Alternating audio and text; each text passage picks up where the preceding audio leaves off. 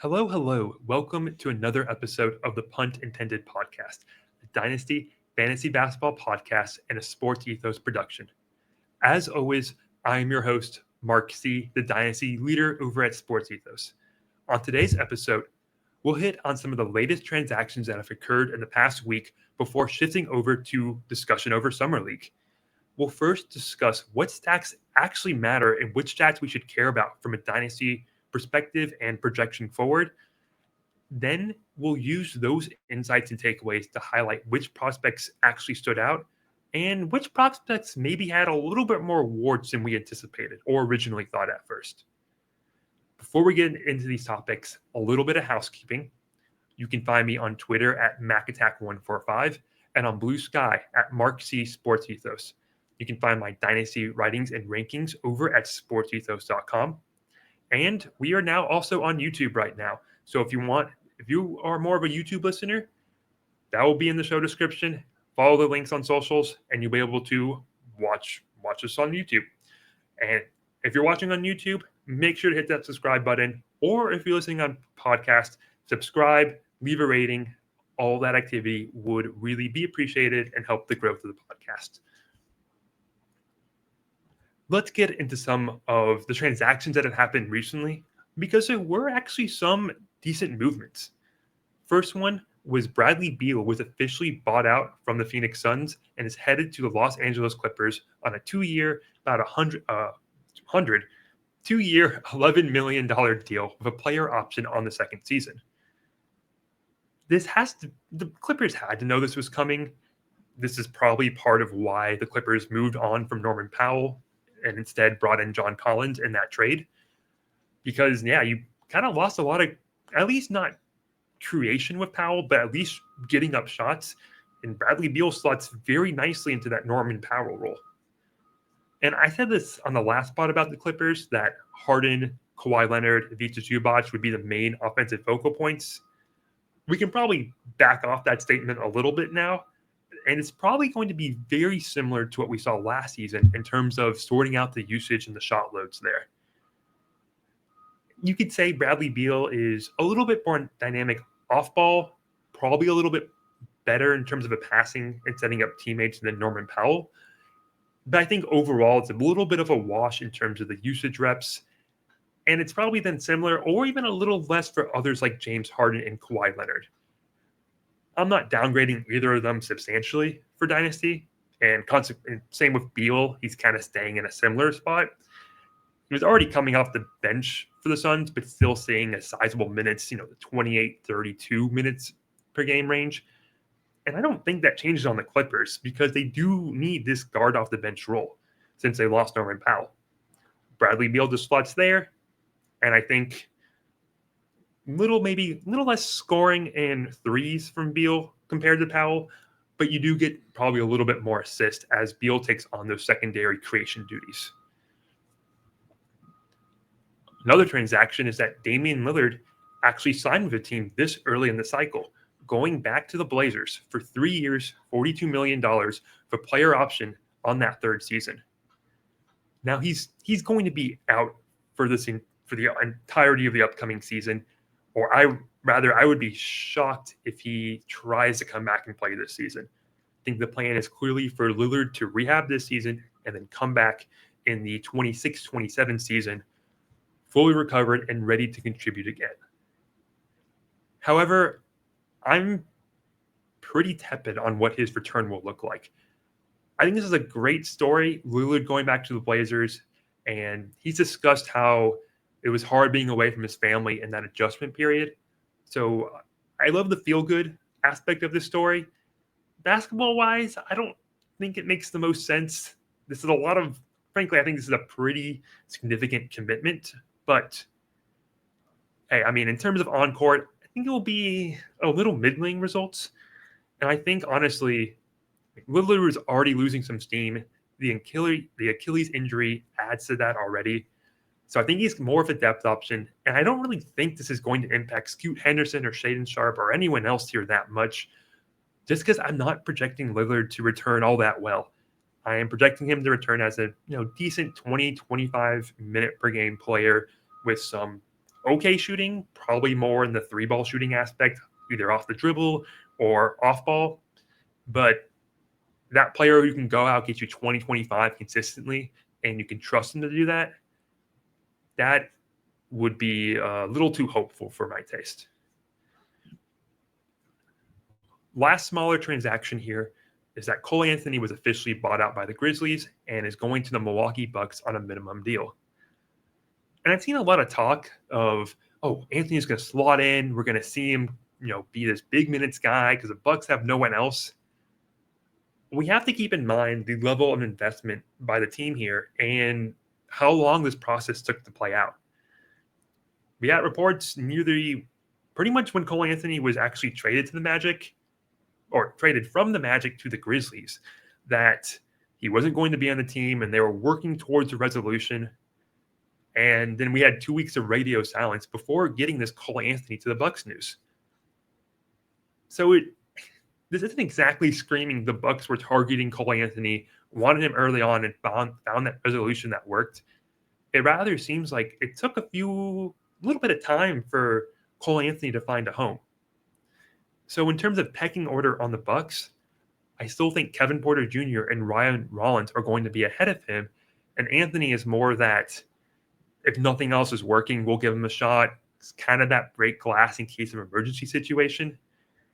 And maybe that's more attempts and opportunity than what the Magic gave him, because the Magic were very quick to turn away from Cole Anthony until both Paulo and Franz were down and they had no other options. But I wouldn't expect Cole Anthony to suddenly step into a rotation role here. I think he's going to have to claw and fight for it if he's even given that chance. So I'm pumping the brakes on Cole Anthony hype here a little bit. And I would suggest you don't go suddenly investing in the Cole Anthony thinking he's going to see 20, 25 minutes per game and give you middling scoring efficiency and some other goodies. I think it's going to be a much smaller role than that. Okay, that takes care of the transactions that happened recently. So let's move into some of the Summer League stats and takeaways. Obviously, Summer League is fun. It's cool and fun and exciting and new to see basketball after that small hiatus from the championship. You have the draft happening. You want to see these prospects play. And that's fun. I enjoy watching the games for the most part and seeing what happens, what highlight dunks players make. But moving past that pop and circumstance, we really do have to ask ourselves, what can we take away here? What's important from Summer League? Is anything important? Does anything really matter from Summer League? Or is it literally just a way to hype the prospects and get the people who aren't in the know with these prospects just information about them and hype them up, put them on TV, put Cooper Flag versus Bronny James, have that on ESPN ads everywhere? To an extent, I think that Summer League isn't that important. There hasn't been shown to be any extremely strong correlation between Summer League stats, fantasy stats, and advanced metrics to actual NBA minutes, except for some stats. And because of that, that does mean that we can still look for some items to gain that inside edge as dynasty managers and maybe get ahead on players and prospects that other managers aren't as in tune with. And maybe we see these translations occur because we identified that from Summer League.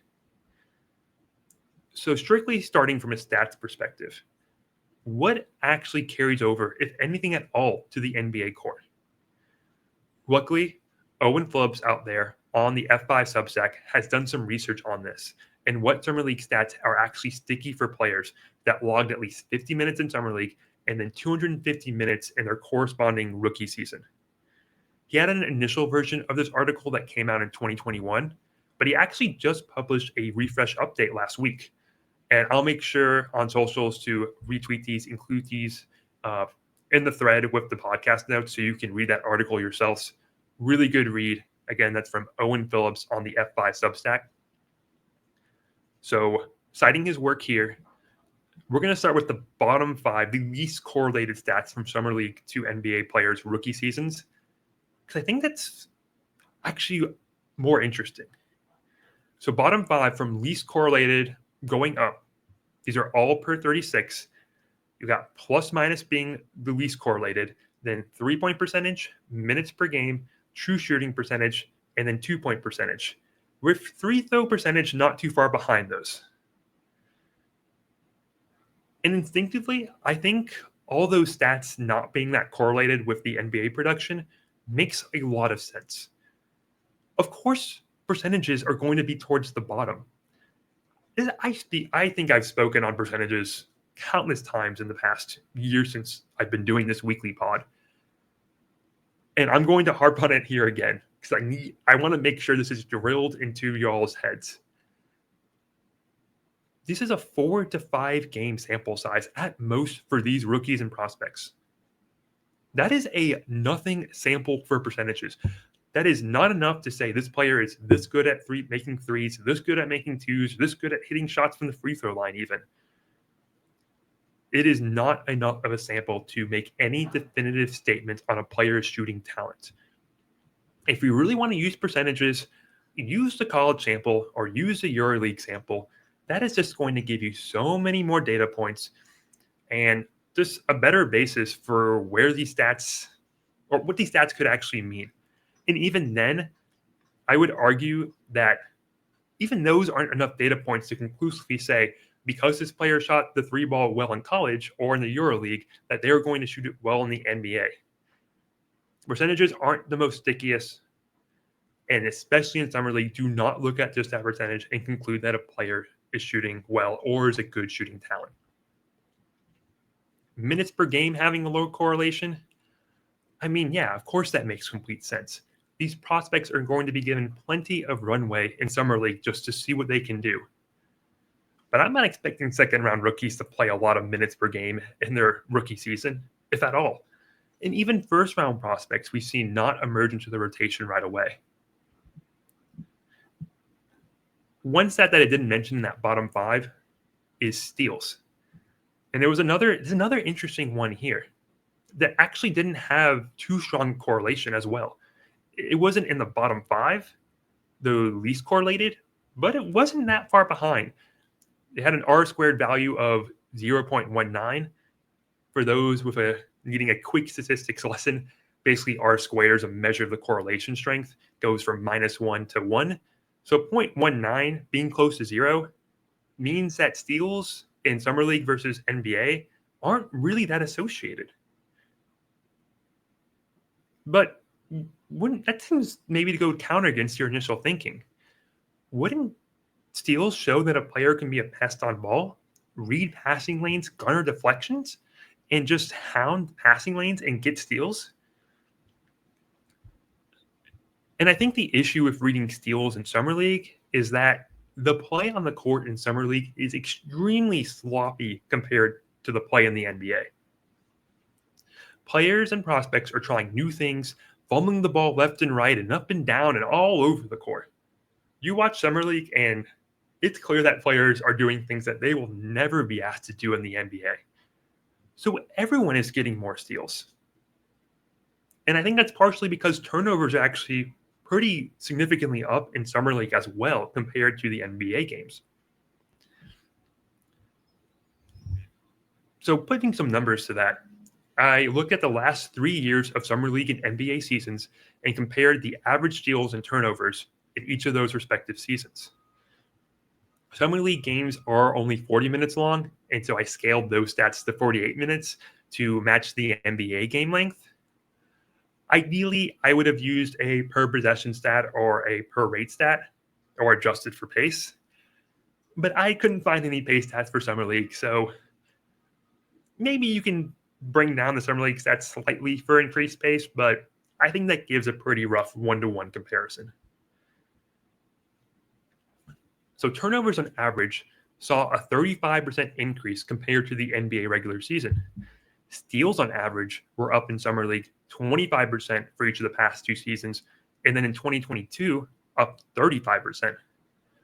So I think my theory holds that it's not that steals are necessarily a good indicator, is that turnovers are massively up, and of course, more turnovers, more losing the ball, more passing the ball away, it's just inadvertently going to lead to more steals. And then you have a bit of the correlation that just isn't as strong as a projection.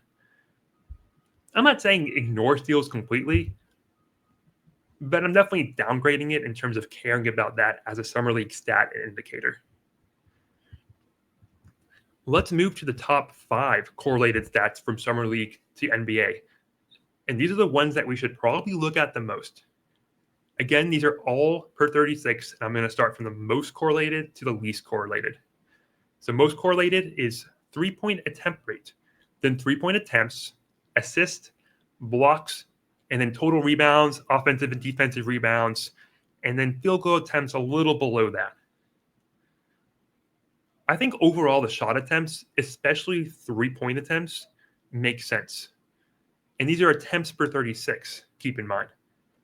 I think the attempts, more than the percentages, indicate a player's tendency and style and play and usage that can roughly translate to that anticipated usage in the NBA. And keep in mind the per 36 makes this a more equitable translation. So, looking at a player like Bones Hyland, when he played in Summer League his rookie season in 21, his 3-point attempts were really high. They were like, I think 8 to 10 3-point attempts per game, which you can scale that to per 36. But yeah, it looked clear that he was going to take a lot of threes. And yes, he didn't pan out as a prospect, but he certainly was not shy about shooting from deep. And that's something that did translate very cleanly. And that's an example of where, yeah, Hyland didn't pan out, but you could at least trust that he was going to take threes. Now, he didn't hit them as well in the NBA, again, citing that percentage as not as good of a correlation, but the attempts were in line, and the attempts were a good indication.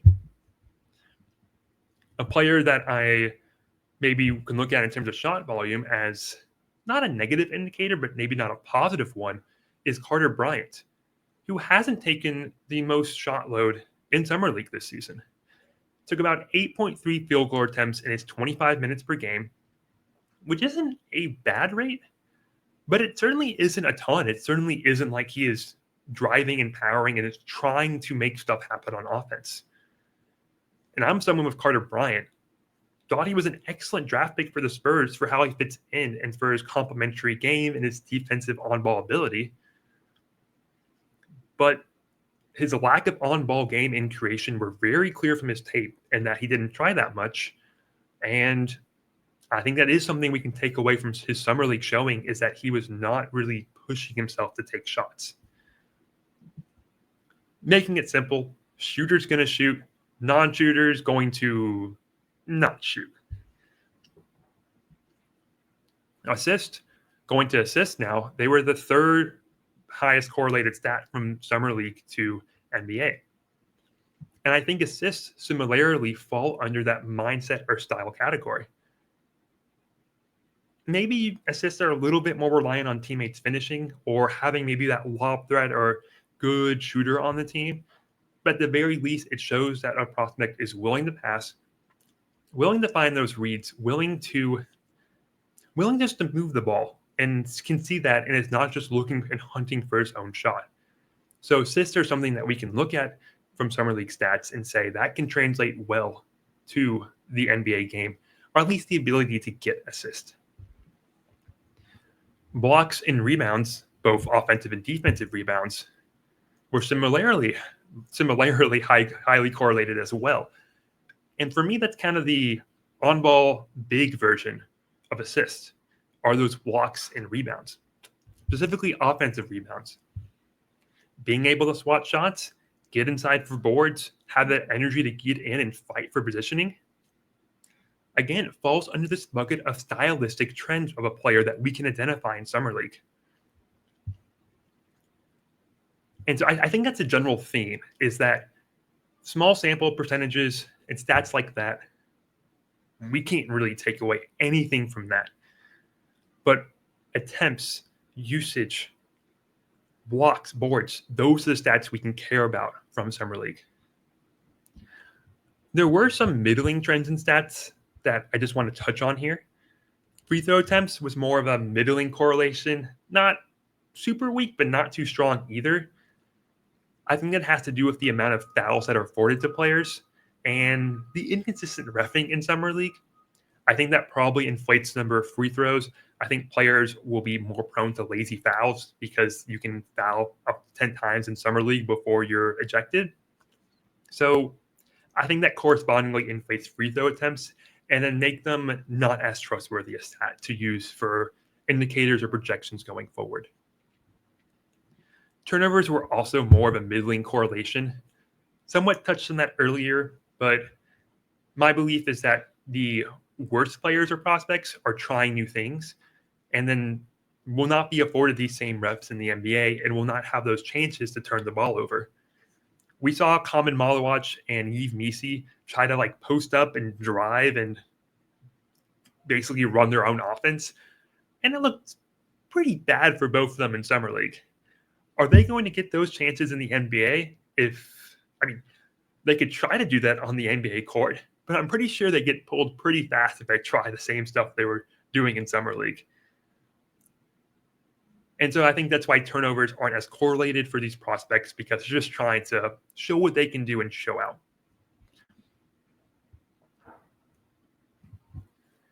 Now, let's use those insights from those stats and concepts.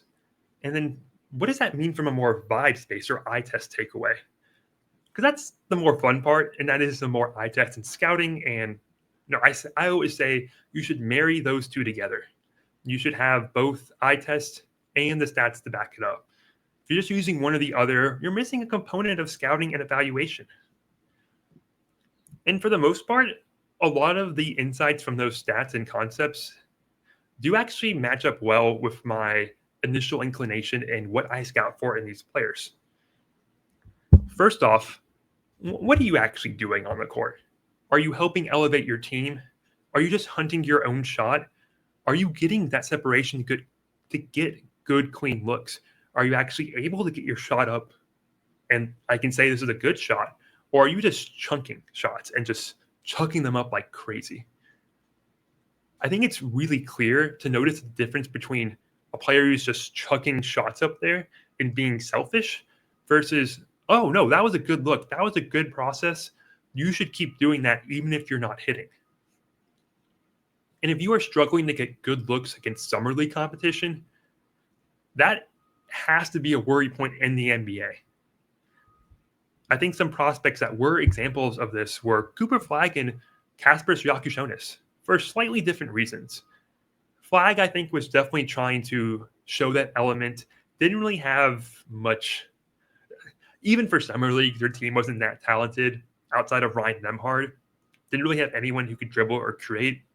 And so Flagg was just trying to, I think, push that area of his game.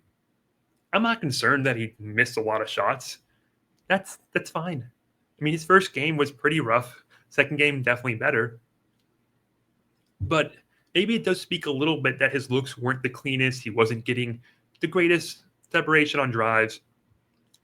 But we knew that coming out of college that was probably the one and only worry point with his game. Doesn't mean Cooper Flagg's not going to score a lot. It just means that it's an area of his game he needs to work on.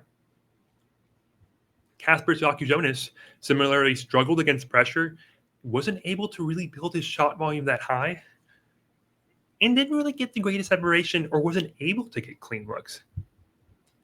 As someone who loves Kasparas Jakučionis, was a little bit of a worry point for myself. He looked better as Summer League went on, so maybe it's some jitters. But that seed in my head, with a little doubt, that doubt seed, growing a little bit more right now. And I talked about Carter Bryant earlier in terms of this. Again, he loved his defense, looked fantastic, but he wasn't exactly trying stuff off the dribble. And I would have liked to at least see him explore that studio space a little bit more. Another vibe test thing I look for is the classic too good for Summer League. Is this player or prospect is showing poise and control beyond everything else on the court? Are they just dominating physically? Older player caveat aside, but you still like to see those players even dominate physically.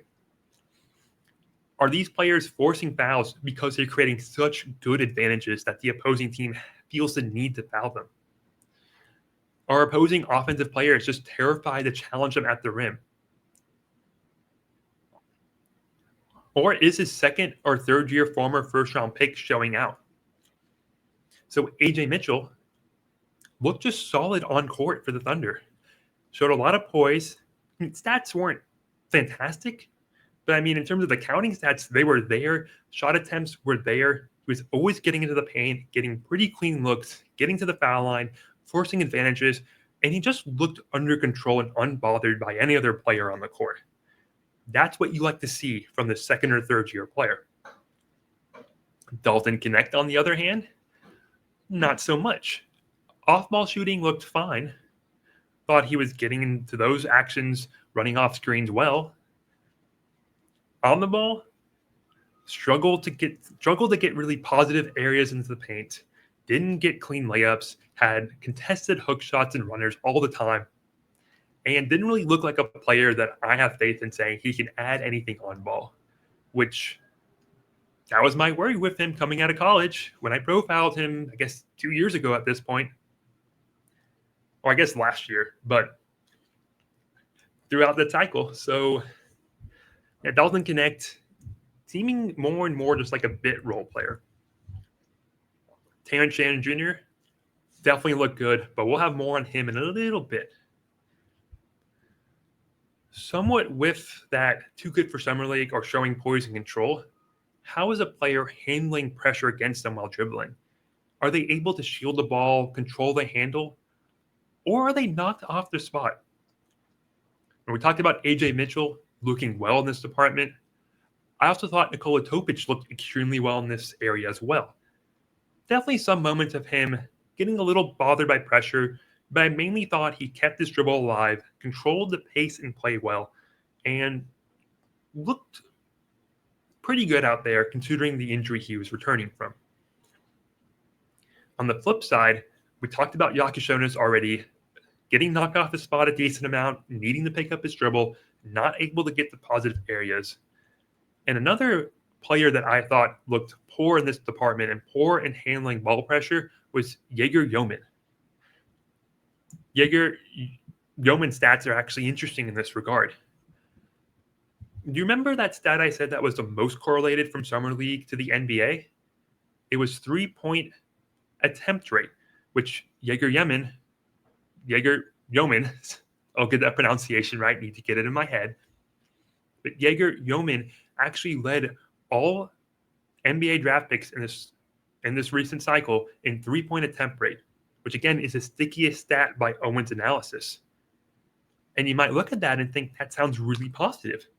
Jerger Yman is getting up plenty of threes. That has to be good, right?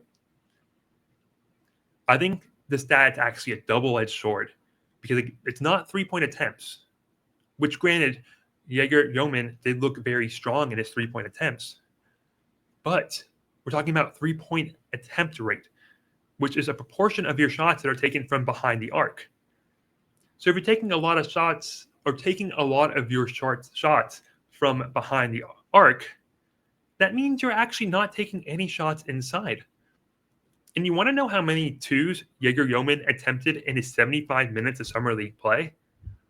4. He only attempted 4 twos in 75 minutes of Summer League play. And he only made one of those on a transition dunk. That is actually really worrying. I've seen some people say, oh, Jerger Yman shooting threes, that's really good. I view that as a negative because it was because he couldn't get inside at all. He constantly got pressure on ball, couldn't really do much dribbling. And yes, the Brooklyn Nets were playing in more off-ball connector role where, okay, he didn't have as many opportunities to drive and initiate the offense. That still doesn't explain only 4 total twos taken in 75 minutes of play. And that is actually really concerning for me if Jerger Yman can be this on-ball option or if he's going to be more this nice connector type off-ball. And those two differences for fantasy and usage projections are vastly different. So that's definitely actually a really big wart, I think, from Jerger Yman. Lastly, our new players, not new players rather, but our players showing new skills outside what they have previously shown. I think Desmond Bane is a classic example of this. Where in his second summer league, the Grizzlies sent him to the Utah Summer League, and he showed a lot more playmaking chops than what we saw in his rookie season. And obviously, we know who Bane is today. But in his rookie season, he looked more like, oh, the Grizzlies took him late first round. Oh, his shooting is nice. Yeah, he can be a nice little off-ball shooter in the NBA. And then he showed out in his second year in Summer League and was suddenly diming up playmaking and doing stuff on ball. I actually ended up drafting Desmond Bane in a dispersal draft, and I reaped the benefits. And I drafted him highly in a dispersal draft because I saw that playmaking creation from Summer League, and I thought, what if this is a little more real? Using that analysis, knowing that assists per 36 translate over, I drafted him higher than I think people expected, and I ended up profiting massively from drafting Desmond Bane there. I think Terrence Shannon Jr. could be an example of that this season, where he showed more passing ability. And I think that's a good segue to now us talking about Summer League player standouts. Because I just don't want to sit here and be, I guess, probably mainly negative on these prospects, but I do want to highlight now what these learnings are and apply them to what we saw on the court in Summer League. So I'm going to basically go through some names that I thought stood out and cite these stats for why I think they are standouts, why I think we should care about these players' performances in Summer League. And let's start with Terrence Shannon Jr., since I already mentioned him, where I think the passing and driving from him were a very welcome sight. And he wasn't just this downhill driver, but he was actually using that driving to find opportunities to pass to teammates. Shannon Jr. averaged 5 assists in 29 minutes per game in 3 total games played. Also took 8.7 threes per game, which is a very positive rate as well. So seeing that combination of 3-point volume and assist, raising my eyebrows a little bit there, Terrence Shannon Jr. Let's go to Asa Newell on the Atlanta Hawks. He pulled down 2.3 offensive rebounds a game, 8.3 total rebounds a game in 25 minutes per game in 4 games played. Some of the other aspects look more connective of his game, but you have to like those rebounding totals, and then maybe he can stack some rebounds there and be more confident in that rebounding profile. Liam McNeely on the Charlotte Hornets really impressed me with his rebounding and his passing. He pulled down 8.5 boards a game. Also passed about, I believe it was about 4 to 5 assists in his 2 games. Both those boards and assists are quite a bit higher than what we saw in college. So is there something more here? I wasn't really a huge Liam McNeely person, but I did have the caveat in my profile playing after he suffered a high ankle sprain. Maybe that did sap him a little bit, and maybe that's the case here. So Liam McNeely just a little more intrigued by it, and maybe there is more to that profile than just some threes. Naquan Tomlin on the Cleveland Cavaliers. You probably haven't heard of this player before. He signed a 2-way last year and is now in the second season on a 2-way contract with the Cavs. Didn't show a lot last season, but he has had a really strong summer league. Strong on the offensive glass, good driving, and just doing a lot of good things. So maybe there's something here if you're looking for a deep league stash. Took 5.5 threes per game, pulled down 5 offensive boards per game, 8.5 total rebounds, 3.8 assists a game in 4 games, 27 minutes per game played. Really strong stats across the board there for Naquan Tomlin. I thought Ryan Nemhard's passing stood out on the Dallas Mavericks. He averaged about 6.7 assists a game in his 3 games. His shot attempts were a little bit more varied, but the passing was certainly there. And the Mavericks, they signed D'Angelo Russell. They could probably use someone else to step up in the passing and distribution department. Could it be Ryan Nemhard? Maybe. Just something to note in the back of your mind. Dayron Holmes II on the Denver Nuggets just was getting up threes, and I thought moving pretty well out there, which is encouraging for him coming off that Achilles injury he suffered in last year's Summer League. Took about 4.8 threes per game, 2 offensive rebounds per game. I'm citing in percentages because I just thought they were encouraging here. 52% from the field in 4 games, 27 minutes per game. It was just good to see him moving well, looking like not too sapped, and maybe he can crack the Nuggets rotation this year and help them this season. Ron Holland on the Pistons was just making stuff happen, powering to the rim, and just looking dominating out there physically. And that's exactly the sort of improvement you want to see from that second-year player. 53% from the field, getting up 5 threes and nearly 30 minutes per game.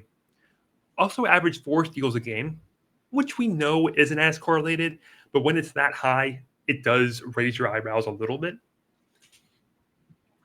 Enrique Freeman, again, a deeper league name here, and he's probably too small to play any series minutes as a big in the NBA. We did see him struggle a little bit with size whenever he did get NBA minutes last season. But the stat set certainly pops when in the G League or whenever he does see action. 2.8 offensive boards a game, 9.6 total boards in his 4 games, and 28 minutes per game. Also chipping in 2.3 steals and 0.7 blocks a game. If he does actually see time, which maybe he could, big man rotation and Pacers is a little sketchy right now. Maybe there's a little bit of a stash and you get something out of Enrique Freeman. We have to next talk about Yohan Beringer with the blocks and the boards and the effort. 2.5 blocks, 3.0 offensive boards in just 23 minutes a game, 4 games played. Blocks and offensive boards were some of the stickiest stats. And if he's already doing that now, maybe he's ready a little earlier than we thought. Maybe he just sees those 10 to 15 minutes per game this season, and that can expand down the road. You love seeing just Yohan Beringer be able to contribute that already so soon. Rob Dillingham, I thought, showed pretty good pace and poise as a second-year player. 6.5 assists in 29 minutes per game in 4 games played. Shot volume was a little not as encouraging, but I certainly like the assists and the passing from him and the spots he was getting to on the floor. And with, I'm blanking on the guard they lost now. Nickeil Alexander-Walker, now no longer on the Wolves, there is room for someone to step up here. I'm hoping it's Dillingham personally, and he does get a shot in the NBA rotation this season. Going to the New York Knicks now, Ariel Hukporti. 2.7 offensive boards, 2.0 blocks in just 19 minutes a game, 3 games played. Look, Hukporti isn't going to add much more than boards and blocks and maybe some field goal percentage help for your team. But if you can get a contributor out of a lower level player like that, you will take that anytime. And maybe there are some depth minutes on the Knicks here if they maybe manage Karl-Anthony Towns or Mitchell Robinson just a little bit more. Hukporti steps in as that, probably not first big off the bench, that's probably Mitchell Robinson, but as that third big, there's maybe a small role to be played for Ariel Hukporti in this upcoming season. I mentioned this player earlier, but I'm going to mention him again. Nikola Topić on the Oklahoma City Thunder. 12th overall pick last season. Took this season to recover. But now he's an NBA champion, looking to crack the rotation and make his name known to the masses. This is someone I was extremely high on last draft cycle. He would have been my clear-cut number 1 prospect had he not suffered that injury. And the reason is his passing. His passing really and his downhill driving ability. 7.3 assists in 3 games played, about 27 minutes per game. Excellent passing stats there. And some of his passes were just, you could just tell he was levels above everyone else on the court. He had 1 game against the Brooklyn Nets where he threw a left hand, which is his weak hand. So a weak hand on the dribble pass, threaded it through 3 Nets players, cross court to the opposite wing. And he didn't get an assist on that, but it did turn the defense and create the opening for that next pass open three. And that's a sort of passing level that Nikola Topić is at. That is not an easy NBA pass. Not many players can make that pass. And I was watching that and I was getting giddy there watching, Nikola Topić, if he pops off this season, I'm going to have some receipts on him for sure. Noah Penda on the Orlando Magic. I thought he just passed the eye test as being a good connective player and chipped in some defensive stats as well. Also, just 3 assists a game from Noah Penda, I think shows that he has some feel out there, can be connective, and just not take too much off the table. He is in a bit of a crowded Orlando forward situation, but someone I'm keeping my eye on that you be patient on this season, and maybe the season after you can reap some benefits from Noah Penda. I thought Ryan Dunn showed a little bit more as that second-year player in that second-year player mold with good shooting volume and a good aggressive drive game. 5.3s attempted in 26 minutes per game. 2.3 offensive rebounds is also something. And if Dunn can maybe show that his defensive stats in college weren't a fluke, they weren't a fluke, but maybe actually show more of that defensive stat translation paired with okay or even above average shooting volume, and even adding something on the glass, that's a useful fantasy player right there. A useful, reliable minutes played fantasy player that will get you some good stats across the board. I also like what I saw from Oso Ighodaro on the Phoenix Suns, with some improved rebounding and drive game, almost playing on as that forward. He averaged 3.3 offensive rebounds per game. That's a pretty strong total right there. We saw some moments from Oso Ighodaro, and the center position is going to be crowded on the Suns with Mark Williams now there and Khalid Maluach. But maybe Ighodaro can translate a little bit to the forward, tap into more passing, perimeter-oriented game, and then crash hard for offensive boards. I'm not precluding it from happening from some of the advances we saw from him in Summer League. Jan Hansen on the Portland Trail Blazers, I think raised a lot of people's eyebrows with his passing and post-up game. He averaged 3.8 assists per game, even took 3 threes a game in his nearly 25 minutes per game of action in 4 games. Again, almost 4 assists per game is actually pretty good for any player in Summer League, let alone a post-up big. Now, the blocks and the overall rebounds looked a little sketchier in terms of translations, but you have to love that passing as what it means for his overall offensive game and what he can drive from that department. So maybe the Blazers weren't too crazy for taking Jan Hansen at 16. Maybe they actually did their research and knew a little bit more than us. I really liked what I saw from Nick Clifford on the Kings, just doing kind of everything across the board. 6.5 boards a game, 5.0 assists a game in 27 minutes per game, 4 games played. That's the sort of player that he profiled as. And yes, he's an older prospect, but still having this good of production in Summer League, even in year one, even as an older prospect, is very encouraging and definitely assuage myself a little bit that, this isn't like Dalton Connect 2.0, or I can't even think of the player on the Pacers, Chris Duarte 2.0, as an older player who looked good then tapered off. I truly do think Nick Clifford is in a different vein of them and can add much more connective play than those players and stick around solidly in an NBA rotation and contribute for fantasy. Devin Carter started the Summer League slow, but then we still saw that shot volume and passing elements play. 5.5 threes attempted a game in about 25 and a half minutes. Also 3.5 assists. Not the greatest volumes, but they were there, and that's encouraging enough to think that some of that should translate to the NBA if he can see some time in the rotation in a crowded Kings backcourt. Colin Murray-Boyles. You could say he was an advanced stats darling, but that definitely showed in Summer League too a little bit. 4.0 offensive rebounds a game, 2.0 assists a game. 2.0 assists isn't a lot, but it's definitely something. definitely something. In just 24 minutes per game, 3 games played, you have to like seeing some of that from Carlin Murray-Boyles.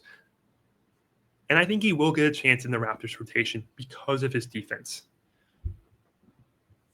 Kyle Filipowski on the Jazz was just being a big boy out there and just looking better, more dominant, and more physically imposing than other players on the court out there. Again, second-year player, but that's what you want to see from them. 1.3 offensive rebounds a game, 7.7 boards total, 2.3 assists a game, 7.7 three-point attempts per game, nearly 29 minutes per game played. Those are all encouraging stats. And again, I thought Filipowski, I was, I think, higher on him than most in the dynasty circles last season. And it's for that breadth of stats that you can get from him and where he can chip in neatly in a lot of facets of the game. I think that showed up in Summer League. And with John Collins out, I'm pretty sure Filipowski sees a rotation, not just a rotation role, a good size rotation role from day one on the Utah Jazz this season. Walter Clayton Jr. shot volume was insanely encouraging. He only played 1 game in Summer League. I believe he played in the Utah Summer League as well, but only played that 1 game in the Vegas Summer League. But he took 10 threes in that game in just 27 minutes per game.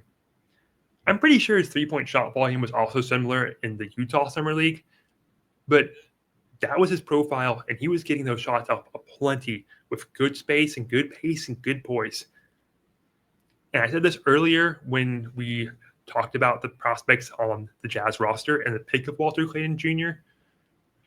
Don't be surprised if he enters in the rotation day one as the best Utah guard.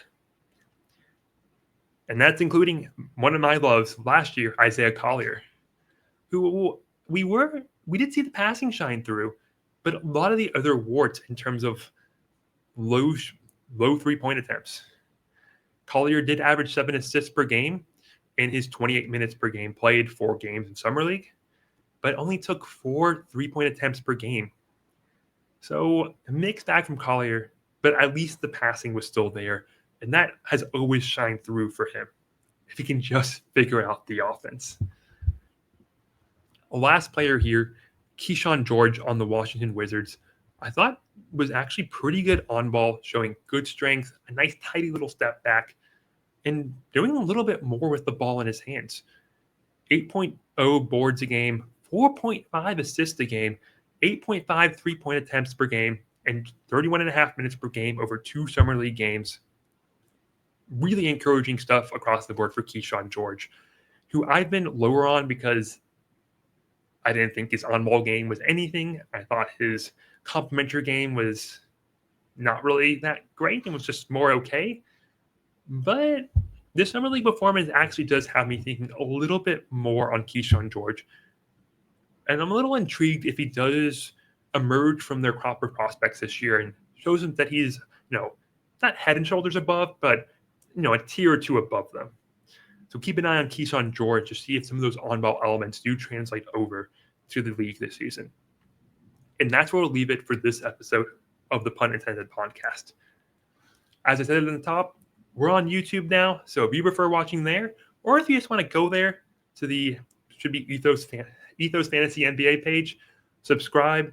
You'll get alerted as soon as these podcasts are dropped. And hey, if you want to leave a like as well, would be very much appreciated. But until next time, we'll see you on the Punt Intended podcast.